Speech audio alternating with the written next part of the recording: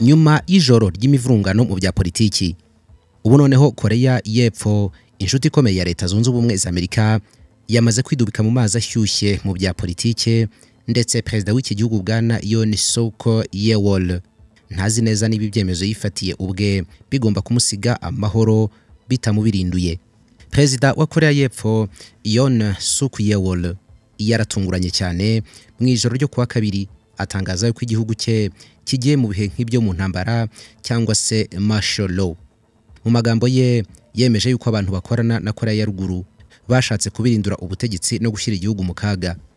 Nyuma y'uko perezida wa Korea Yoon Suk Yeol afashe umwanzuro wo gushyira igihugu mu bihe bidasanzwe bigendera ku mabwiriza nk'ay'intambara, igihugu cye cyose cyahagurutse kiranakangarana, maze baramwamagana kugira n'ubwo yisubiyeho huti. Bamwe babifashe nko kwangiza ubutegetsi no kudashobora, ndetse hanatangijwe gahunda yo gukorerwa impeachment cyangwa gukurirwaho icyizere ku buryo nyuma hashobora gutorwa itegeko rimusaba kwegura. Ni ibiki byabereye muri Korea y'Epfo? Reka tuguhe ikaze kuri Gentil Gedeon Official. Ubwo mu ijoro ryo kuwa kabiri rishyira kuwa gatatu itariki enye y'ukwezi kwa 12 2024, abanyakorea y'Epfo biteguraga kujya mu buriri ngo baruhukeho gatoya nyuma y'umunsi w'akazi wari wabaye muremure wo gushakisha ubuzima. Nibwo amadidane yari atangiye mu gihugu cyose. Abadepite n'uburakari bwinshi binjira ku ngufu mu ngoro y'inteko ishinga amategeko, bakandagira abasirikare bari bayirinze kugira ngo bajye gutora itegeko rikuraho iteka rya perezida rishyiraho ibihe bidasanzwe. Abigaragambya bari benshi cyane mu mihanda basaba perezida Yoon Suk Yeol gukuraho ako kanya itegeko yaramaze gutanga, banasaba yuko igihugu cyabo kitasubira mu butegetsi bw'igitugu nk'uko cyahoze mu bihe byashize. Amasaha 6 yose Korea y'Epfo yari imigendera ku itegeko ryo mu ntambara ku nshuro ya mbere mu myaka 50 ishize, martial law. Muri icyo gihugu byemezwa yuko kirema demokarasi muri Aziya yose y'uburasirazuba. Perezida wa Korea y'Epfo yaratunguranye cyane, atangaza iryo teka maze atuma igihugu kigwa mu kantu. Igitutu cyabaye cyinshi cyane kuri perezida Yoon Suk Yeol, ubundi yisubiraho nubwo asaga naho yibutse ibitereko yasheshe. Amazi yari yamaze kurenga inkombe. Muri aka kanya ahazaza h'ubutegetsi bwa Korea y'Epfo hari mu gihirahiro. Bamwe bamaze gusaba perezida Yoon Suk Yeol ko atererwa icyizere akaba yaneguzwa mu gihe ataba abyikoreye we ubwe ku giti cye. Mu gitondo cya kare ku munsi wo kuwa gatatu, perezida yari yamanjiriwe yabuze acira n'ayamira, ubundi yemera gukuraho ibihe bidasanzwe yari yashyizeho. Gusa inzobere zivuga yuko we ubwe yicukuriye imva mu bya politike kubera ibyemezo nk'ibyo ngibyo agenda afata, ariko iki ngiki ngo cyari injyana muntu. Amashyaka atavuga rumwe n'ubutegetsi yari amaze gutera intambwe asaba yuko inteko ishinga amategeko itera icyizere perezida, bikaba byakurikirwa no kweguzwa. Ubu rero ibibazo ni byinshi cyane, ni byinshi ariko pe ku hazaza h'ubutegetsi bwa Bwana Yoon Suk Yeol, ku ishyaka rye ndetse n'ibigomba gukurikira muri iki gihugu cy'ingenzi cyane mu bukungu bw'isi, kikaba n'inshuti y'ingenzi cyane ya Leta Zunze Ubumwe za Amerika. Dore ibyo mwe mudasiba gukurikira Gentil Gedeon Official mwamenya. Kuri uwo wa kabiri saa 4:30 z'ijoro muri Korea y'Epfo nibwo perezida Yoon Suk Yeol yatangaje ibihe bidasanzwe mu gihugu, ategeka yuko igihugu kigendera ku mategeko n'amabwiriza nk'ayo mu gihe cy'intambara n'amategeko ya gisirikare, martial law. Atangaza ibihe bidasanzwe yumvikanye ashinja ishyaka rikuru mu mashyaka atavuga rumwe n'ubutegetsi gushyigikira Korea ya Ruguru no gukora ibikorwa birwanya igihugu cye. Yakomoje ku mbaraga zirwanya igihugu no ku nkeke atewe na Korea ya Ruguru. Yavuze yuko iryo shyaka rikorana bya hafi na Korea ya Ruguru. Mu butumwa bwe yanumvikanye kandi avuga yuko ishyaka ritavuga rumwe n'ubutegetsi riharanira demokarasi ari ryo rifite ubwiganze mu nteko ishinga amategeko, kuba riri gushaka yuko habaho amatora yo gutera icyizere abashinjacyaha bakuru, ndetse ngo rikananga ingengo y'imari yari yatanzwe na guverinoma. Mu guhangana n'ibyo byose, perezida Yoon Suk Yeol yabonye yuko ari ngombwa cyane gushyiraho ibi bidasanzwe cyangwa se martial law. Ibi ngibi bisobanuye guha ubutegetsi igisirikare mu gihe cy'agateganyo mu bihe by'amage. Nyuma rero byahise bigaragara yuko icyo cyemezo kitatejwe n'inkeke zo hanze y'igihugu, ahubwo ko cyatewe n'ibibazo by'imbere mu gihugu muri politike byateye perezida ubwe kwiheba. Niho hahandi ariko icyo cyemezo cyatumye abantu babarirwa mu bihumbi amagana bateranira ku nteko ishinga amategeko bigaragambya, mu gihe abadepite batavuga rumwe n'ubutegetsi bihutiye kugeraho mu nteko ishinga amategeko ngo batore by'igitaraganya gukuraho izo ngamba za perezida. Amategeko n'amabwiriza yo mu ntambara ni ubutegetsi bw'igihe gitoya bw'abategetsi ba gisirikare mu gihe cy'akaga. Biba bifatwa yuko abategetsi ba gisivili badashobora gukora imirimo yabo cyangwa kuzuza inshingano zabo bahabwa n'itegeko.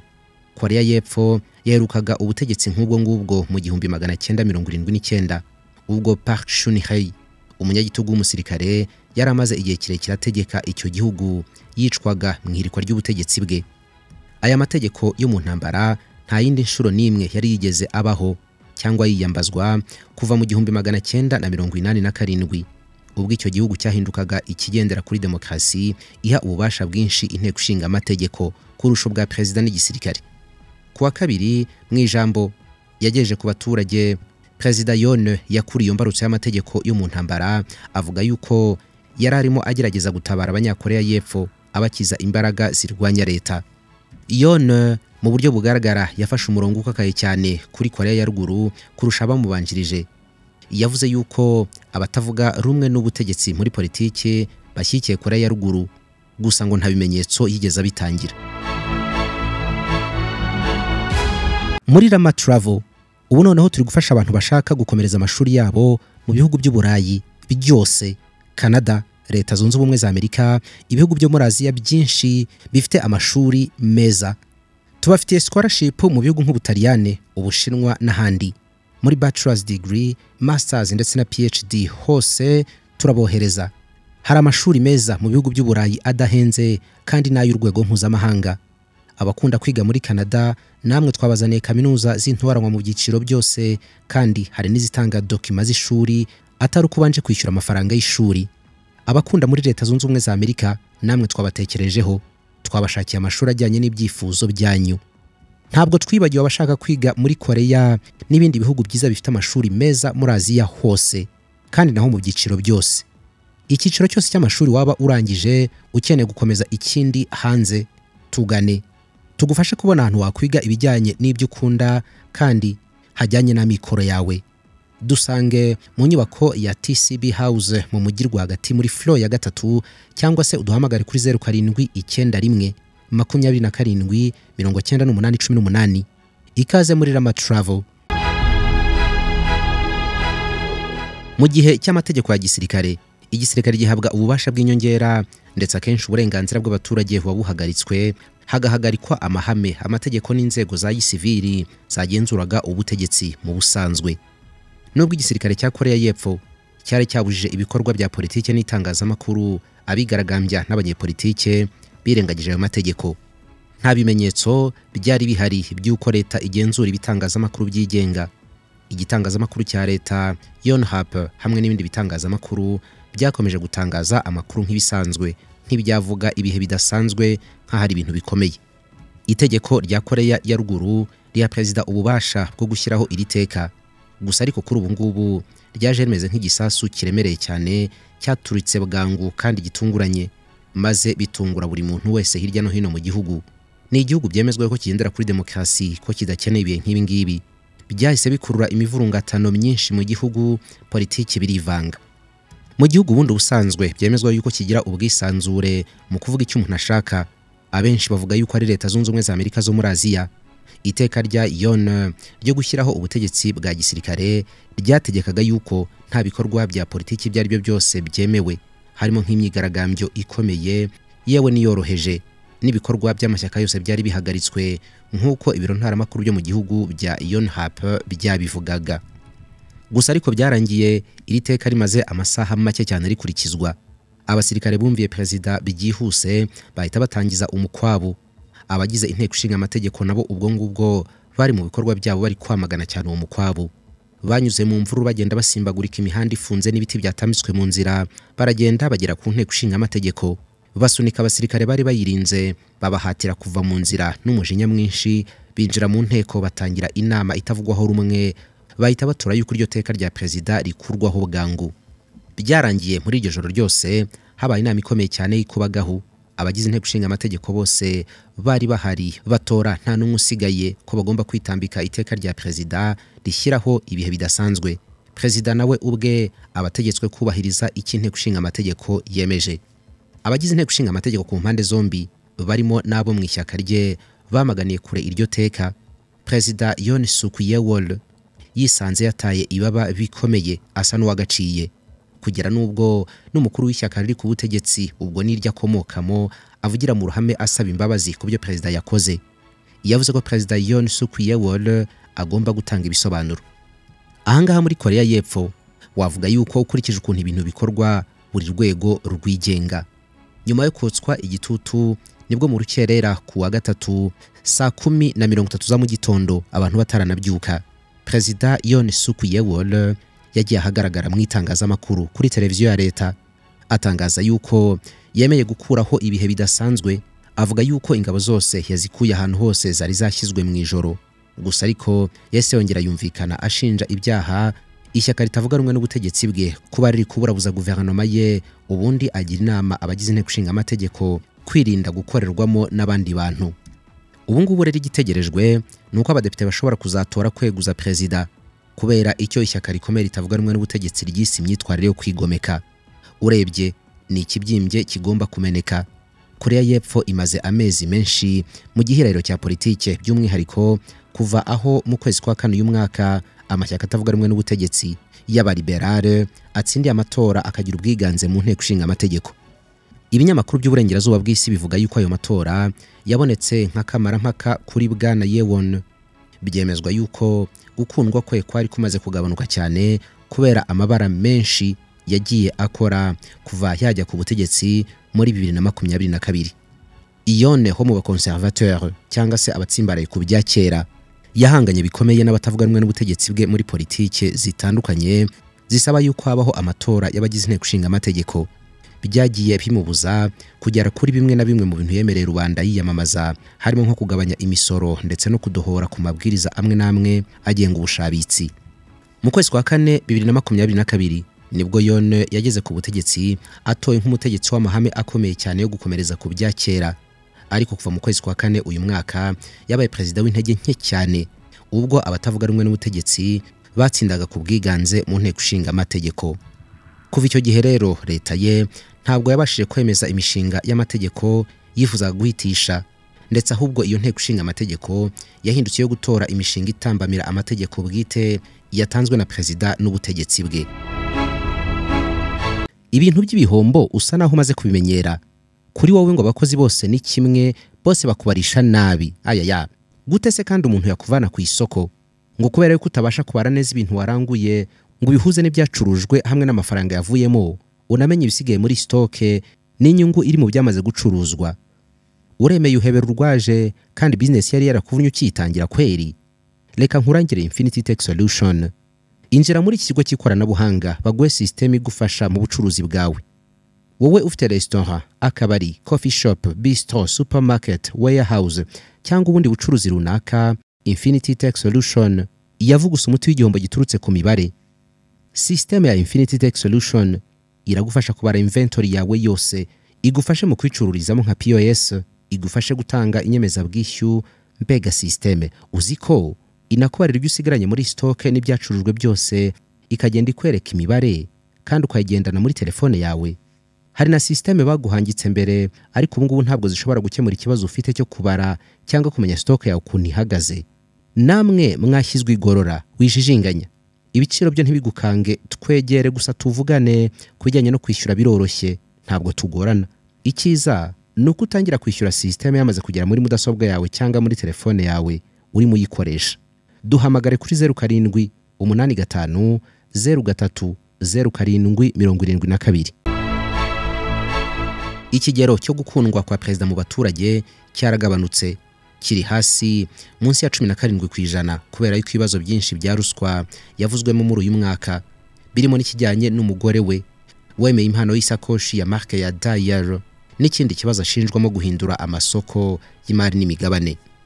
Mu kwezi gushize Yeon yahatiwe gusaba imbabazi kuri televiziyo y'igihugu, avuga yuko agiye gushyira ikigo kigenzura inshingano z'umugore we, ariko hanze iperereza ryagutse cyane. amashyaka atavuga rumwe n'ubutegetsi yarabisabaga, we arabyanga.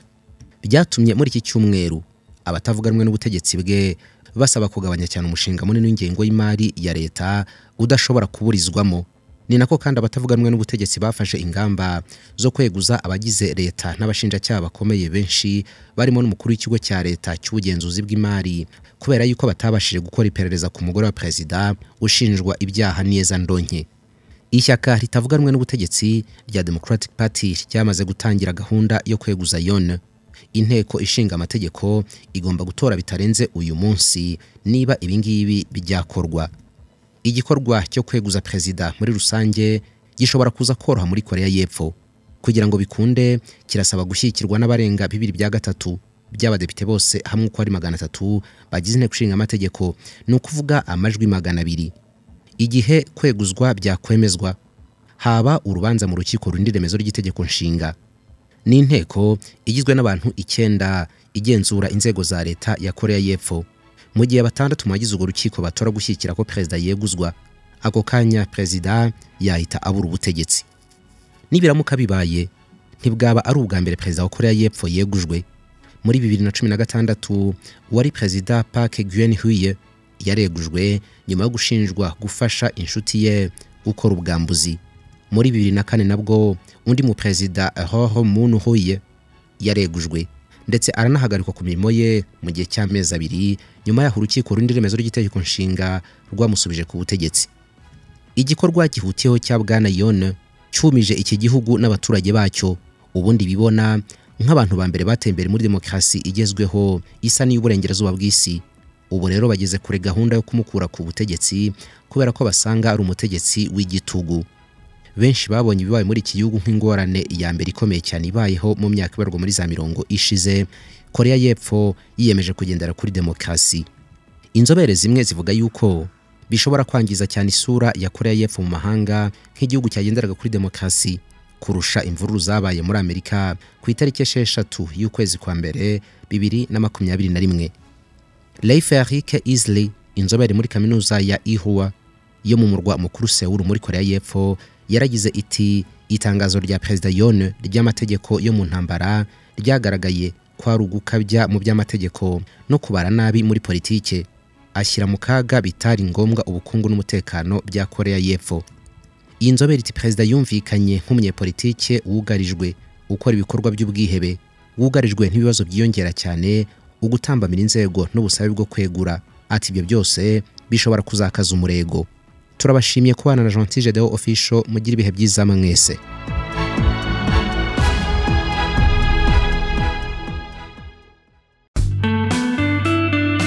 Ikibazo nuko n'abanyamujyi hari igihe bacanga. Abantu bakenera serivisi za printing house bamara umwanya barangisha kubera ko batazi Rich Tech Printing House. Ubuse nkubwira iki cyangwa ndeka iki ku bushobozi bw'aba bantu? Reka mpere kuri mwebwe mukora za plans y'inyubako. Barabakorera printing z'imbata zanyu kuva kuri A0 kugera kuri A4. Abategura ibirori, iminsi mikuru n'ibindi. Rich Tech Printing House nibo bambere muri printing za bana, stickers, ibyapa n'ibindi birango byose naha wabariza. Invitation z'ubukwe, abacapa ibitabo, business cards, amafoto asanzwe y'ubwoko bwose yewe n'ay'abageni, amakana yanditseho n'ibindi naha wabariza. Banafite UV printing ibafasha kwandika ku myenda, ibikombe, amacupa y'amazi, imitaka, amakaramu n'ibindi byose wakenera kwandikaho. UV printing umva n'abambere.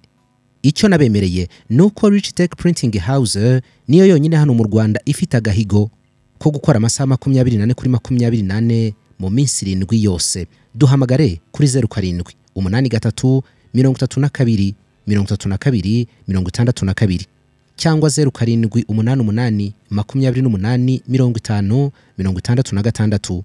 Wanatwandikira kuri email richtech.mr@gmail.com.